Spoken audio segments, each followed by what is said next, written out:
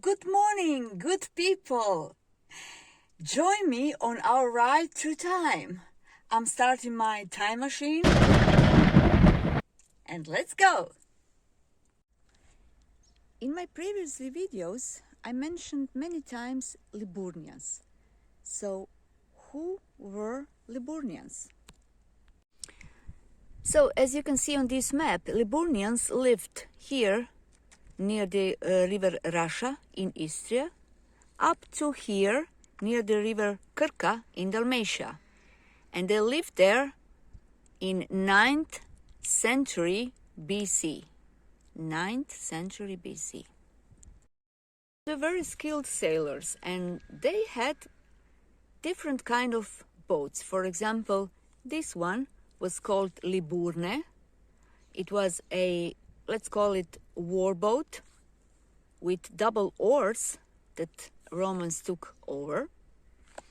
And this one is called Lembul, a very fast fisher boat. When Greeks start spreading along the Adriatic coast, Liburnians went to war with them. They attacked their colonies on the island of Hvar, Vis and Korčula. And later, Liburnians went to war with Romans too. But then they realized it's going to be an endless war, so they offered a peace to Romans. And Romans said, okay, no problem, we won't attack you, we were just going to pass through your territories. But later they Romanized them. Liburnians didn't have states with borders, but their towns were in alliances and they were called decapolis. So they built their houses from stone and around the main square, and the towns were also surrounded with stone walls. So the first capital city was Skardona, or Skradin today in Dalmatia, and there were also towns like Kurikt here on the island of Krk, Arba, the capital city of the island Rab, Jadera or Zadar today, and so on. And in their society prevailed matriarchy. So it means that women were, head of household. They could also choose their future husband by themselves. And they could also choose a profession, like, for example, seafaring. Liburnians also worshipped female goddesses, like, for example, Anzotica, the goddess of beauty and wisdom, Great Mother, the goddess of fertility, and I already mentioned Great Mother when I was talking about Grobni Castle, and Ika, the goddess of water. They also had a cult of sun and skull cult.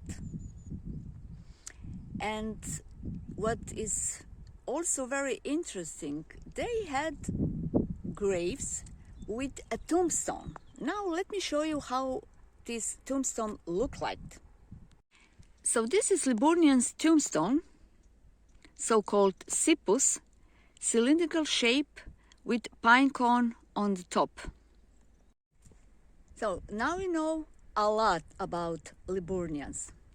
Let's go further in time until 1st century. So it's a year 111. And we are in the town called Fulfinum, built by Romans. And we are talking about the whole town. Here, for example, was a Roman basilica. That means a public building where they get together and made some important decisions. And the town Fulfinum had also a residential part, had also marketplace, villas, and of course Roman baths.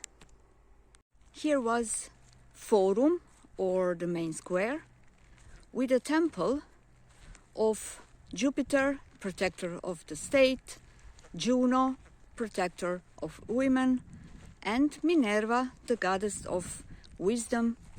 So here you can see how this temple used to look like.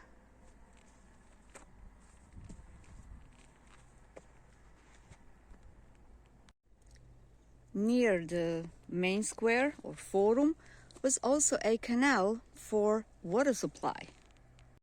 And some interesting fact: how can you tell what was built by Romans and what was built by Liburnians? The Romans already used cement and Liburnians didn't. No one knows when exactly Fulfinum was abandoned, but some historian and archaeologists think it lasts about 300 until 500 years. So let's go a bit further in time. Between the Christian Basilica and the Roman Forum, here in front of us, there was a place called Necropolis, or the town of the dead, where they used to bury their deceased. So these remains are the remains of old mausoleum, probably for noble persons. And here are the remains of another but smaller mausoleum, and this one has also a sarcophag made of stone. Around this basilica there are some Roman graves too, but unfortunately they were robbed during centuries. In 5th century, Benedictines built this huge ancient Christian basilica in the shape of the Latin cross.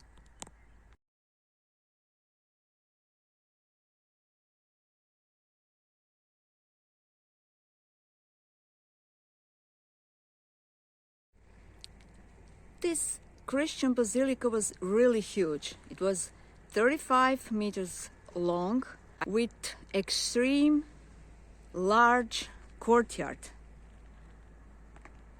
So the question is, why they built such a large courtyard? Well, some historians think that they built such a large courtyard because of the pilgrims who used to come here. As I already mentioned, around this Christian basilica there are remains of Roman graves. Unfortunately, they were robbed during centuries.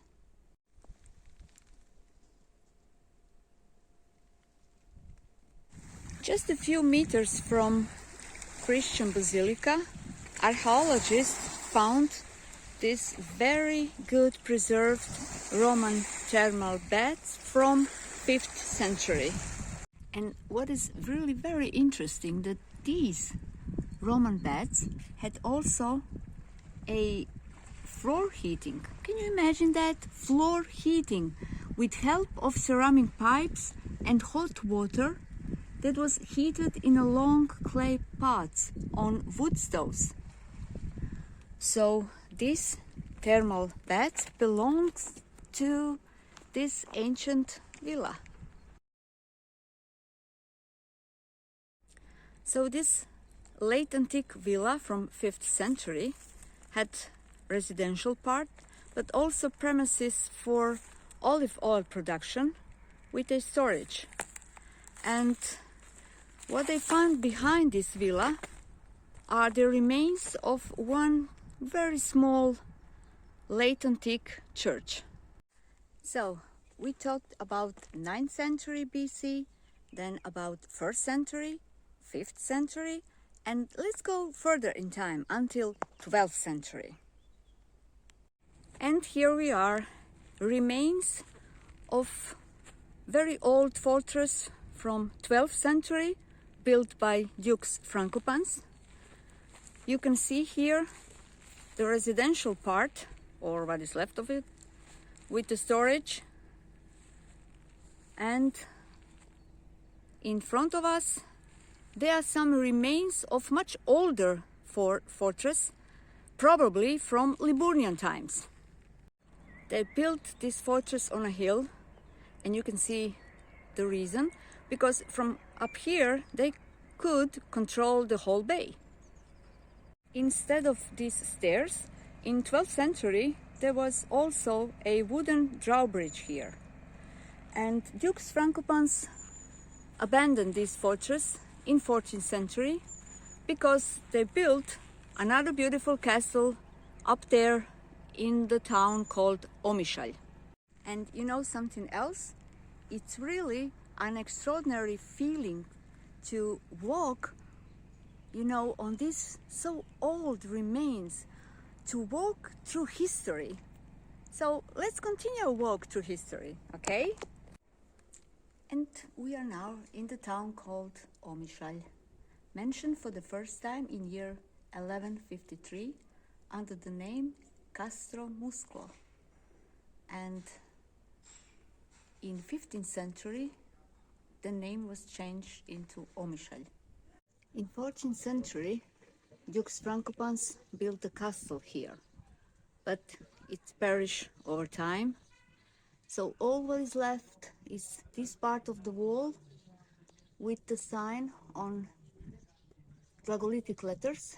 It says, in year 1476, the Duke Ivan Frankopan started to build the castle, and then later his son Mikula Frankopan finished it. In front of me you can see the church, Assumption of the Blessed Virgin Mary, built between 12th and 13th century. So it's a Romanesque church. And this beautiful bell tower from 16th century. The Church of St. Helen from 15th century. And here you can also see the remains of former cemetery. Very interesting. So there is a sign. And here ends our travel through time and history. Until the next time, stay tuned. Bye.